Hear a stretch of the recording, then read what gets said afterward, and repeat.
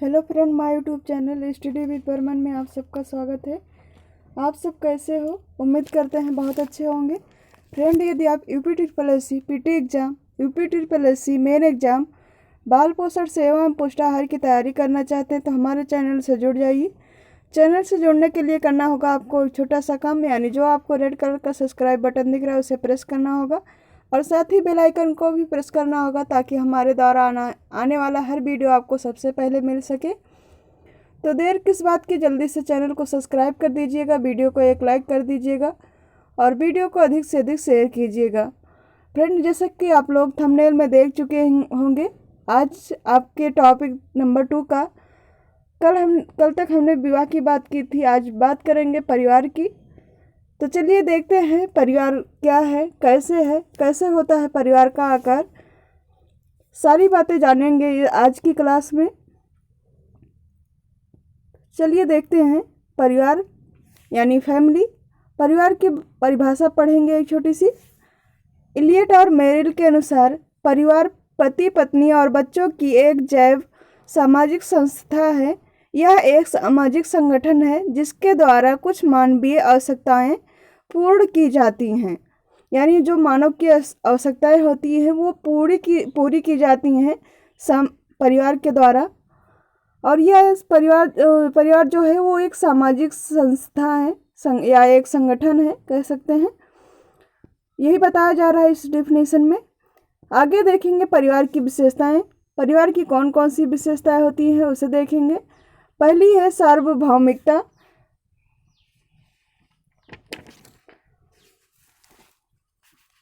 परिवार जो है वो निम्न कारणों से एक सार्वभौमिक संस्था है। जैसे परिवार का हर एक युग और समाज में पाया जाता है। जैसे परिवार प्रत्येक, चाहे जो युग रहा हो, सब में एक परिवार पाया जाता है। चाहे आप पहले की बातें सुनते होंगे तो वहाँ भी परिवार की बातें की जाती थी कि कहानियों के माध्यम से भी बताया जाता है कि एक निर्धन परिवार था या एक धनी परिवार था। इसी प्रकार हर चीज़ों में आपको परिवार का अस्तित्व देखने को मिलेगा। ये सार्वभौमिकता होती है, यानी ये पहले से ही चला आ रहा है। और इसका दो मूल कारण है। पहला है परिवार के माध्यम से व्यक्ति अपनी मौलिक आवश्यकताएं जो है वो पूरी करता है, और दूसरा ये है कि इसके कारण जो अनेक कार्य होते हैं वो परिवार के द्वारा ही पूरे किए जाते हैं। इसके दो कारण होते हैं। एक तो पहला मौलिक आवश्यकताएं पूरी की जाती है, और दूसरा अन्य कार्य जो हुए, सामाजिक कार्य हुए या अन्य धार्मिक कार्य हुए, फिर आर्थिक कार्य हुए, तो उनकी भी पूर्ति जो है वो परिवार के द्वारा ही की जाती है। आगे बात करेंगे दूसरी विशेषता। तो दूसरी विशेषता है भावनात्मक आधार पर। भावनात्मक आधार, समाज में जितनी संस्थाएं हैं वो किसी न किसी आधार पर जुड़ी हुई हैं। परिवार भी इसी प्रकार का एक निश्चित आधार है। तो परिवार में जो है वो, परिवार जिस आधार पर टिका होता है वो है आपका भावनात्मक आधार। यानी इस परिवार में जो हो, भावना के आधार पर व्यक्ति एक दूसरे से जुड़ा होता है, चाहे वो माता पिता हो या पति पत्नी हो या बच्चे हो या अन्य संबंधी हो, सभी भावनाओं से जुड़े हुए होते हैं। उसी पर परिवार टिका होता है। चाहे वो व्यवस्था करना हो या लालन पालन करना हो बच्चों का, या फिर सहायता करना हो या बड़े बुजुर्गों की देखभाल करना हो, ये सभी कार्य जो है वो एक भावनात्मक के आधार पर किया जाता है परिवार में। तीसरा है आपकी तीसरी विशेषता, वो है रचना प्रभाव। देखेंगे रचना प्रभाव को। रचना प्रभाव, अरस्तु नाम के एक विद्वान हैं, पश्चिमी विद्वान हैं, उनके अनुसार मनुष्य एक सामाजिक प्राणी है। इसके साथ ही परिवार जो है वो शिशु की प्रथम पाठशाला होती है। सामाजिकरण की प्रथम पाठशाला जो है वो परिवार ही होती है।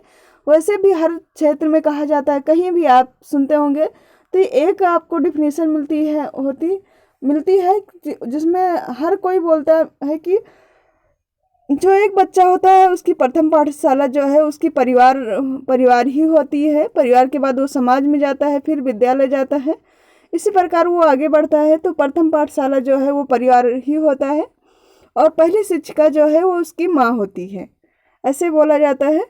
तो इस पर भी जो इस पर रचनात्मक इसी प्रकार का प्रभाव पड़ता है इसमें।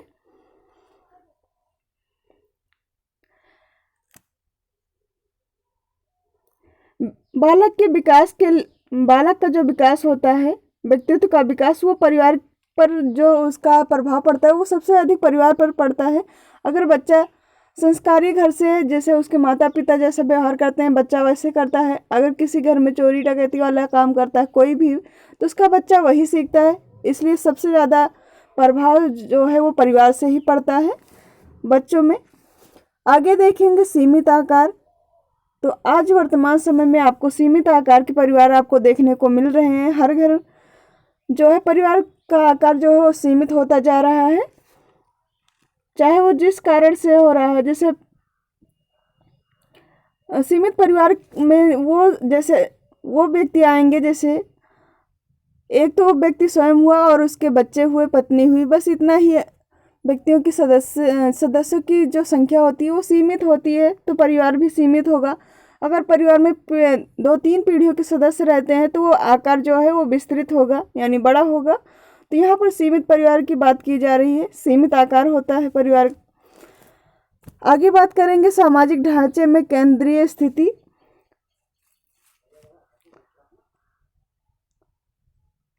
समुदाय में परिवारों का एक यंत्र मात्र है।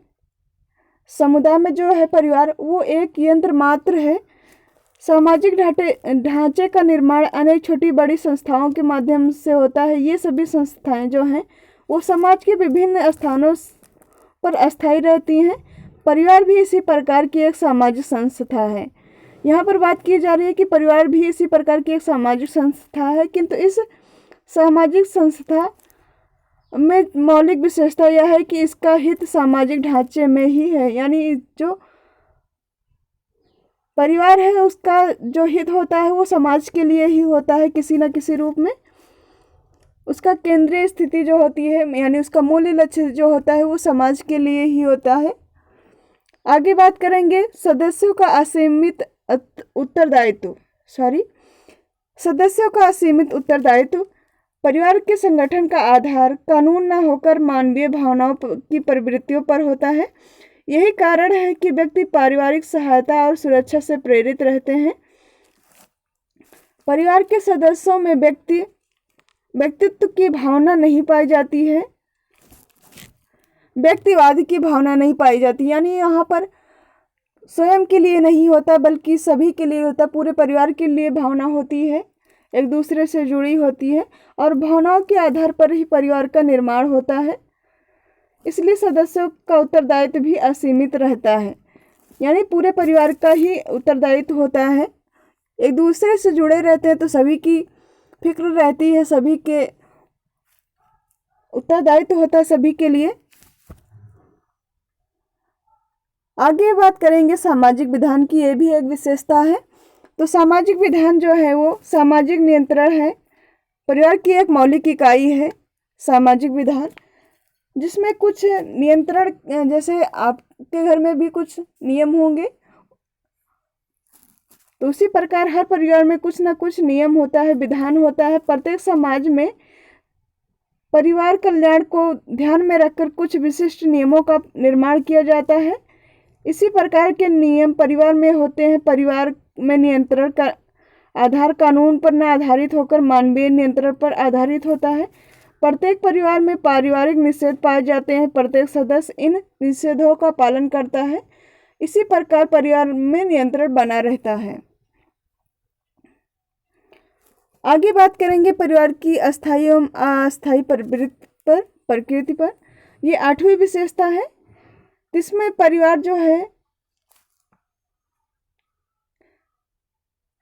परिवार के 2 स्वरूप होते हैं, जैसे पहला संस्था और दूसरा समिति का होता है। इस प्रकार 8 प्रकार की विशेषताएं पाई जाती हैं परिवार में। पहला है सार्वभौमिकता, दूसरा है भावनात्मक आधार, तीसरा है रचनात्मक प्रभाव, चौथा है आपका सीमित आकार, 5वां है सामाजिक ढांचे में केंद्रीय स्थिति, छठा है आपका सदस्यों की असीमित उत्तरदायित्व, 7वां है सामाजिक विधान और 8वां है अस्थायी एवं अस्थायी प्रकृति। आगे बात करेंगे परिवार के स्वरूप, प्रकार या स्वरूप की। ये भी पूछा जाता है क्वेश्चन में कि परिवार का आकार कैसा होता है या प्रकार कैसा होता है, स्वरूप कैसा होता है। तो देखेंगे परिवार का कितने प्रकार का स्वरूप होता है, वो भी देखेंगे। किस किस प्रकार के परिवार पाए जाते हैं हमारे समाज में, ये भी देखेंगे। सदस्यों की संख्या और संगठन के आधार पर परिवार का पहला वर्गीकरण 2 आधारों पर किया जाता है। पहला सदस्यों की संख्या की दृष्टि से और दूसरा परिवार के संगठन की दृष्टि से। तो बात करेंगे यहाँ पर व्यक्तिगत परिवार की।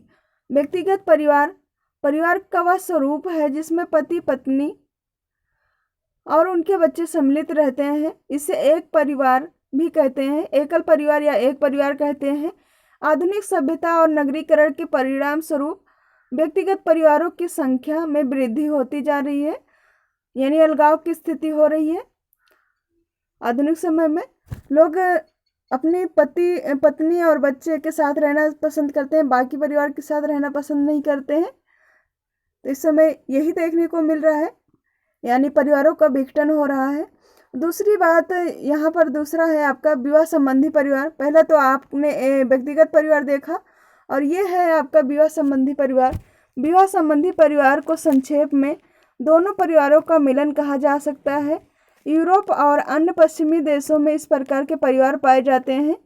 इस परिवार में विवाह संबंधों में बंधने वाले दोनों परिवारों के कुछ सदस्य होते हैं, यानी ये परिवार ऐसे होते हैं जहाँ पर एक किसी की जहाँ पर शादी हो रही है उन दोनों परिवारों के सदस्य सम्मिलित होते हैं इस परिवार में, विवाह संबंधी परिवार में। आगे बात करेंगे संयुक्त परिवार की। संयुक्त परिवार कई परिवारों का मिला जुला स्वरूप होता है जिसमें अनेक व्यक्तिगत परिवार सम्मिलित रहते हैं। भारतीय ग्रामीण जीवन में परिवारों के सबसे अधिक उदाहरण देखने को मिलते हैं। इन परिवारों में पति पत्नी उनके बच्चों के अतिरिक्त अन्य सदस्य संबंधी सम्मिलित रहते हैं। संयुक्त परिवारों के साथ ही उनका स्वरूप विस्तृत परिवार के रूप में बदलता जा रहा है। इसमें कह सकते हैं कि 2 से 3 पीढ़ियों के सदस्य सम्मिलित रहते हैं या और भी सदस्य हो सकते हैं।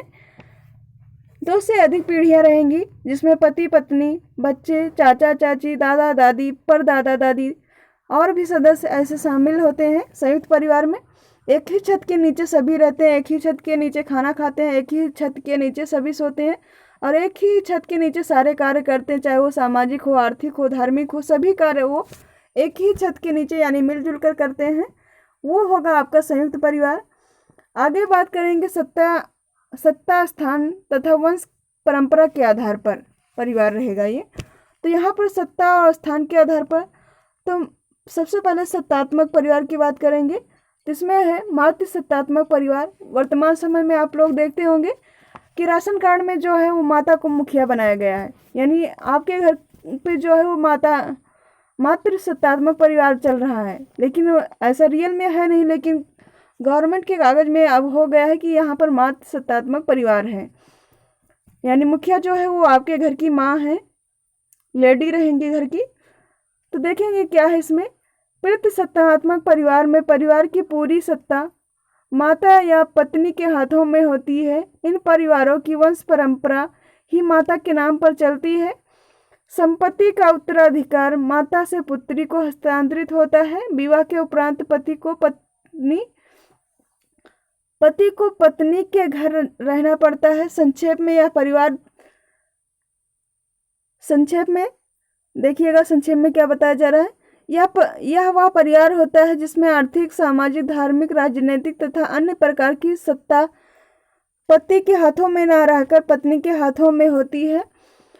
मातृ सत्तात्मक समाज विकास की प्रारंभिक अवस्था में भले ही रहे हों, आज अत्यंत ही कम समाजों में देखने को मिलती है। यानी यहाँ पर कहा जा रहा है कि जो मातृ सत्तात्मक परिवार होता है उसमें जो घर का मुखिया होता है वो घर की सदस्य महिला होती है, बड़ी बूढ़ी महिला होती है। उसके बाद उसकी पुत्री होगी और उस घर की पत्नी होगी मुखिया, पति नहीं होगा। सारे जो उस घर की बागडोर जो है वो पत्नी के हाथों में होगी, यानी एक महिला के हाथों में होगी।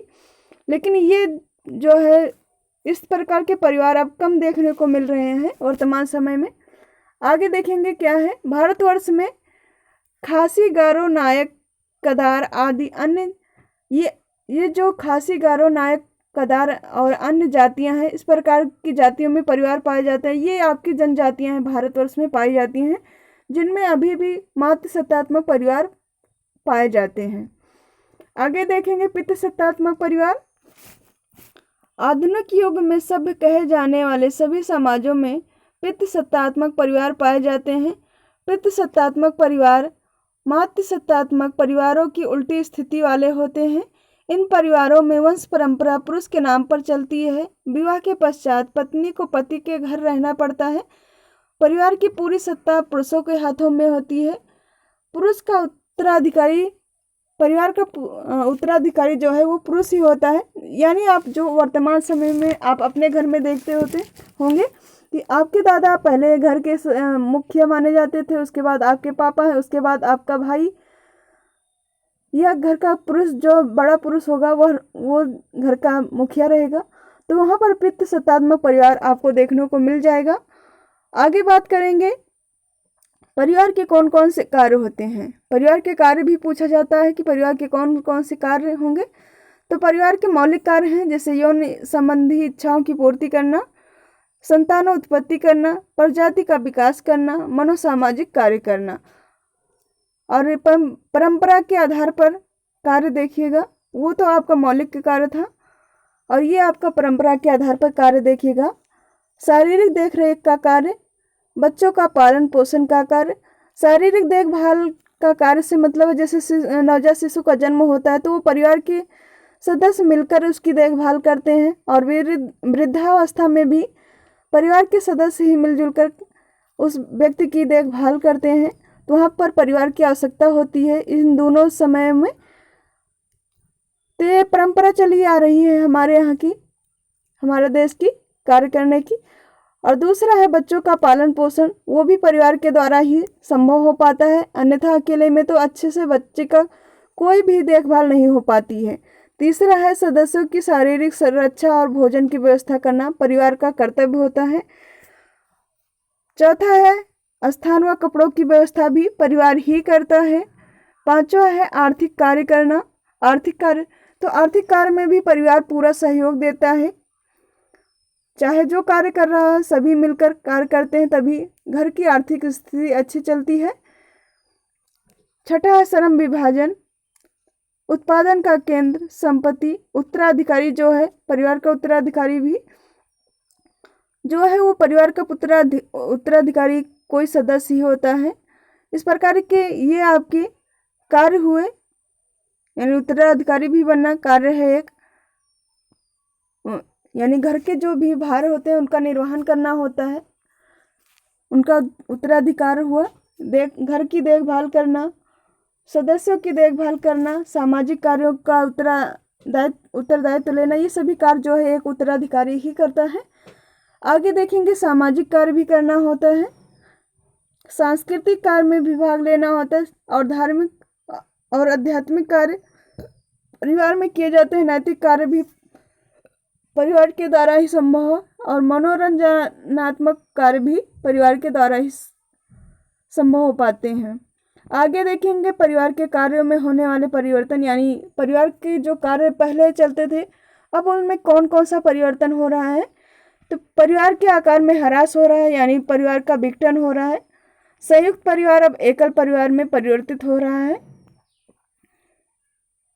उसका कारण चाहे जो कुछ भी रहा हो, चाहे आर्थिक कारण रहा हो या सामाजिक कार्य का रहा हो या फिर आपसी मनमुटाव रहा हो, कुछ भी हो सकता है, फिर भी ह्रास हो रहा है। आप देख सकते हैं अपने आसपास, अपने घरों में, हर जगह आपको इसके एग्जाम्पल देखने को मिलेंगे।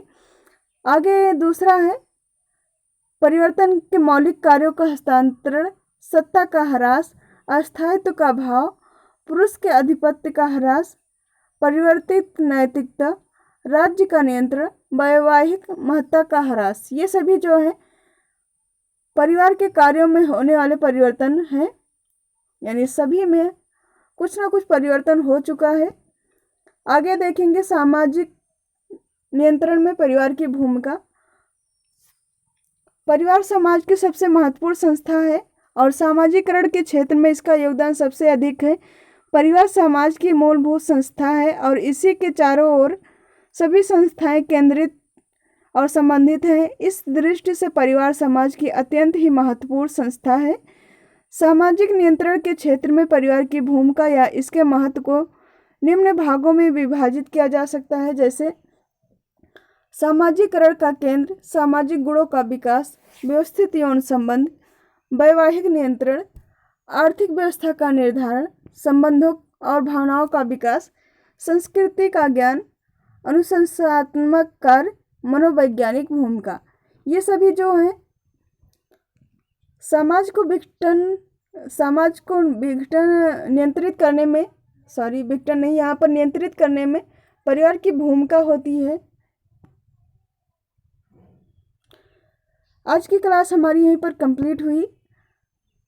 आपको कैसी लगी क्लास हमें कमेंट के माध्यम से ज़रूर बताइएगा। हाँ, आपको थोड़ा अभी, क्योंकि ये थ्योरी है, थ्योरी में काफ़ी कम लोग इंटरेस्ट लेते हैं, लेकिन जो लोग थ्योरी पढ़े रहेंगे वो एग्ज़ाम में चाहे जैसे भी क्वेश्चन इस चैप्टर से आएगा वो उसे अच्छे से हल कर लेंगे। तो इसलिए आपसे रिक्वेस्ट है कि पूरी क्लास ज़रूर देखिएगा। हम आपको PDF प्रोवाइड करा देंगे टेलीग्राम पर, वहाँ से जाकर आप स्वयं से पढ़ लीजिएगा। आपको अच्छे से समझ आना चाहिए हर चीज़ें।